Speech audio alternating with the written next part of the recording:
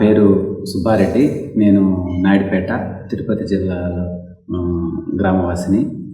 నేను ఈ పిరమిడ్ ధ్యానంలోకి 2016లో వచ్చాను. అది మా మేడం ద్వారానే వచ్చాను నేను. మొదటగా నేను అంతకుముందు దీంట్లో రాకముందు ఏంటంటే అనుకునేవాడిని, ఇవన్నీ దీంట్లో మ్యాగజైన్లు చదవడం, లేకపోతే మంచి మాటలు చదవడం, అవన్నీ చేసేవాడిని. ఇవన్నీ నాకు తెలుసులే అనుకొని ఎవరితో మాట్లాడకుండా నేనే ఒంటరిగా ఇంట్లో ఉంటూ నాకు కావాల్సినవి నేను చేసుకుంటూ సంతోషంగా ఉన్నాననే ఒక భ్రమలో ఉండేవాడిని. ఎప్పుడైతే మా ఇంటి మీద మా మేడం కోరిక మేరకు చిన్న పిరమిడ్ ఒకటి 10x10 ఎప్పుడైతే కట్టుకున్నామో తర్వాత అసలైన జీవితం అనేది మొదలైంది.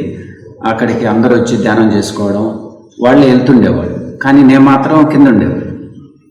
తర్వాత కొద్ది రోజులు కనిపించింది, ఎవరే అందరూ బయట వాళ్ళు వచ్చి చేసుకుంటున్నారు, అక్కడ ఏదుందో చూద్దాం అనే ఒక ఉద్దేశంతో నేను వాళ్ళతో పాటు వెళ్ళి కూర్చోవడం. ఎందుకు కూర్చోలేని తనం ఉండేదంటే, నాకు మొదటి నుంచి జనాల్లో కలిసేటటువంటి తత్వం లేదన్నమాట. అందువల్ల అక్కడికి వెళ్ళాలంటే భయము, సిగ్గు, బిడియం ఇవన్నీ ఉండేటివి. అవన్నీ ఉండడం వల్ల నేను అట్లాగే ఇంట్లోనే ఉండిపోయేవాడిని, బావిలో కప్పలాగా. ఎప్పుడైతే ఆ పిరమిడ్ మా ఇంటి మీద ఉండే స్నేహప్రియ పిరమిడ్లోకి అందరూ వస్తూ రోజు ధ్యానం చేసుకుంటూ మాస్టర్లు వచ్చి సజ్జన సాంగత్యం చేస్తూ ఉన్నారో, నిదానంగా నాలో దానికి సంబంధించినటువంటిది ఆలోచన మొదలైంది.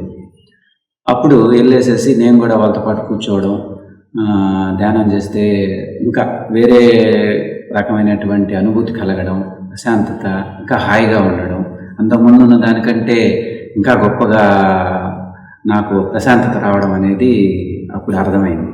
తర్వాత వెంటనే మా నాయుడుపేట వాసులకి ముఖ్యంగా అదృష్టం ఏంటంటే రాఘవేంద్ర సార్ ఉన్నాడు ఇక్కడ. వారితో నాకు సన్నిహితం ఏర్పడింది. తర్వాత వారు ఏంటంటే ఇంటింటా ధ్యానం అని చెప్పేసి ఒక కార్యక్రమాన్ని నాకు మా మిత్రులకి అప్పచెప్పడం జరిగింది. ఆ ఇంటింటా ధ్యానం 40 రోజుల కార్యక్రమం చేసిన తర్వాత పూర్తిగా ఎలా ధ్యానం చేస్తే దివ్య జీవితం ఎలా మొదలవుతుందనేది ఒకటి అర్థమైంది. తర్వాత ఈ నాయుడుపేటలో ఉండే ఈ మిత్రబంధు పిరమిడ్కి ఈ స్థలాన్ని నా ద్వారా, అదే మా దంపతుల ద్వారా, నాకన్నా కూడా మా మేడం జ్యోతి మేడమే దీని గురించి ఎక్కువ ఆలోచించారు. ఎందుకంటే నేను ఆమె తర్వాత ధ్యానంలోకి వచ్చాను కాబట్టి దీని గురించి, పిరమిడ్ గురించి అవగాహన తక్కువగా ఉండేది. ఆమె చాలా సంవత్సరాలు, నాకన్నా ఒక 2 సంవత్సరాల ముందు నుంచి వచ్చింది. ఆమె అనేది మన పిరమిడ్కి ఏదో పిరమిడ్కి స్థలం ఇవ్వాలి అనేసి ఆవిడ ఆలోచన ఇది. నాకైతే తెలియదు. నేను ఆమె చెప్తుంటే సరేలే, ఆమె చేసేది మంచి పనే కదా అనే ఉద్దేశంతో గమ్ముగా ఉన్నాను. సరే, ఆవిడ చెప్పడం జరిగింది.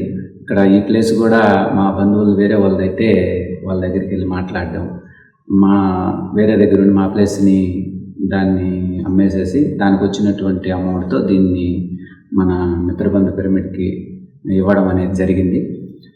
అయితే ఈ పిరమిడ్కి ఈ ప్లేస్ని ఇచ్చిన తర్వాతే నాలో మార్పు చాలా మొదలైంది. ఈ నిర్మాణంలో పాలు పంచుకోవడం, నలుగురితో కలిసి జీవించడం. అప్పుడు దాకా ఏదైతే నాలో లేదో అది ఒక మంచి సుగుణం అనేది, అందరితో కలిసి పనిచేయడం. ముఖ్యంగా మనం అంటుంటారు కదా, మల్లెపూల వాసన దారానికి వస్తున్నట్టుగా మా రాఘవేంద్ర సార్ అయితే ప్రతి పనికి నన్ను పక్కన పెట్టుకొని తీసుకెళ్ళేవాడు. ఎందుకంటే వారు అన్నీ నేర్పిస్తూ ఉండేవాడు. వారి దగ్గర, మన పిరమిడ్ మాస్టర్ల దగ్గర ఉండే గొప్ప దివ్య లక్షణం ఏంటంటే, వాళ్ళు ఏదైతే చెప్తారో దాన్ని ఆచరించిన తర్వాతే చెప్తున్నారు.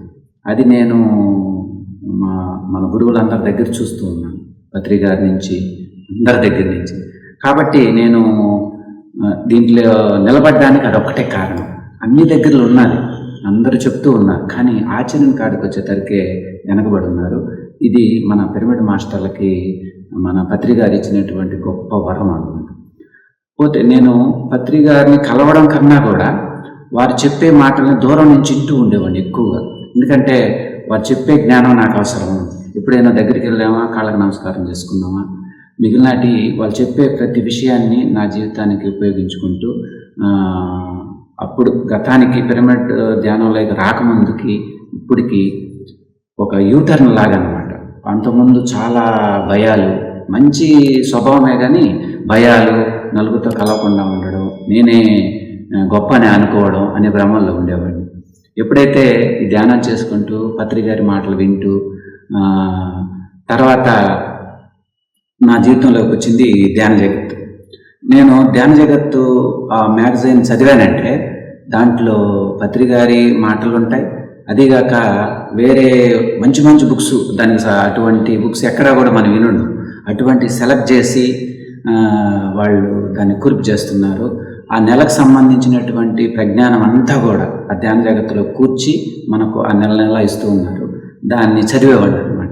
ప్రతి నెల ధ్యాన జగత్తు రావడం, ఒక 2 రోజులు దానికోసం కూర్చొని ఏమి కొత్త విషయాలు ఏమి వచ్చి ఉన్నాయి, నాకు అవసరమైనట్టు ఏముండే ఈ నెలలో అనుకొని ఆ బుక్నంతా హ్యాపీగా చదువుకుంటూ పోతే ఆ నెలకి నేను ఎలా ఆలోచించాను, ఎలా హ్యాపీగా నా జీవితాన్ని నేను హ్యాపీగా గడపాలనేది ఆ ధ్యాన జగత్ చదివిన తర్వాత ఇంకా అద్భుతంగా వచ్చింది.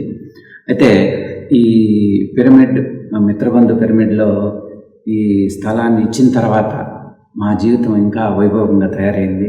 ఆర్థికంగా కావచ్చు, ఆరోగ్యంగా కావచ్చు, ఇంకా బంధుమిత్రులు కావచ్చు, మన ఆత్మబంధువులు కావచ్చు, వీళ్ళందరూ ఎక్కువ మంది ఫ్రెండ్స్ కావడం జరిగింది. మా మిత్రబంధు పిరమిడ్లో యొక్క ముఖ్య ఉద్దేశం ఒకటే, ఏంటంటే పత్రిగారు ఏవైతే చెప్పారో వాటిని వినయంగా వచ్చిన వాళ్ళకి నిజాయితీగా ఎటువంటి స్వార్థం లేకుండా అందరికి అందించాలనేదే ఈ మిత్రబంధు పిరమిడ్ యొక్క ముఖ్య ఉద్దేశం. అందులో భాగంగానే ఇప్పుడు అన్నదాన సత్రం కూడా మీ అందరి సహకారంతో మొదలుపెట్టాం. ఇది ఎందుకంటే ముఖ్యంగా ఇది తిరుపతికి వెళ్ళే మార్గం కాబట్టి చాలామంది మాస్టర్లు ఇట్లా వెళ్తూ ఉంటారు. వాళ్ళకి బయట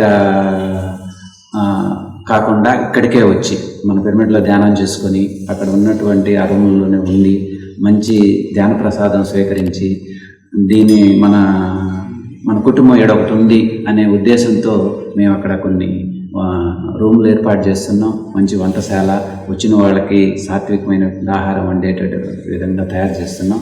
కాబట్టి మీరందరూ ఎవరైనా ఇట్లా తిరుపతికి వెళ్ళే వాళ్ళు కానివ్వండి, మీ మార్గాల్లో ప్రయాణించేటప్పుడు ఈ నాయుడుపేటలో ఉండే ఈ మిత్రబంధు పిరమిడ్ని దర్శించి ఇక్కడ ధ్యానం చేసి ఇంకా ఉన్నతంగా ఆనందంగా జీవించాలని మిమ్మల్ని అందరినీ కోరుకుంటున్నాను.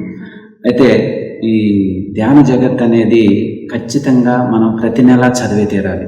దాంట్లో ఉండేటటువంటి రకరకాల మల్టీ డైమెన్షనల్ నాలెడ్జ్ ఉందన్నమాట. అంటే ఎవరికి ఏది నచ్చుతుందో అది అన్నీ దాంట్లో కూర్చొస్తున్నారు. కాబట్టి దానికి సంబంధించిన విషయాలన్నీ మన ధ్యాన జగత్తులో ఆ టీం అంతా కూడా ఎంతో గొప్పగా చేస్తూ ఉన్నారు. కాబట్టి ప్రతి ఒక్కరూ ధ్యాన జగత్ చదవండి. చదివిన తర్వాత దాన్ని వేస్ట్ చేయకుండా పక్కన వాళ్ళకు లేకపోతే బంధువులకు ఇచ్చి పాతవన్నీ కూడా మనం చదివిన తర్వాత మెయిన్ పాయింట్లన్నీ మనం డైరీలో రాసుకుంటూ దాన్ని వేరే వాళ్ళకి ఇస్తే వాళ్ళ జీవితం బాగుంటే అది ఎంత గొప్ప పనో చూడండి. కాబట్టి మనం అందరం ఒకటే గుర్తుపెట్టుకుందాం, ఇచ్చేవాడే దేవుడు. కాబట్టి ఎవరైతే పత్రిగారి నేర్పించినటువంటి ఈ ధ్యానాన్ని, ఈ జ్ఞానాన్ని, ఈ పిరమిడ్ యొక్క ఆ టెక్నాలజీని అందరికీ పంచుతూ పోతారో వాళ్ళు ఖచ్చితంగా వాళ్ళ జీవితం అనేది వైభోగంగా తయారవుతుందనేది నేను అనుభవపూర్వకంగా తెలుసుకున్నాను. కాబట్టి మీరందరూ కూడా ప్రతిరోజు ధ్యానం చేసుకుంటూ ఎక్కడో దగ్గర జరిగే సజ్జన సాంగత్యంలో పాల్గొంటూ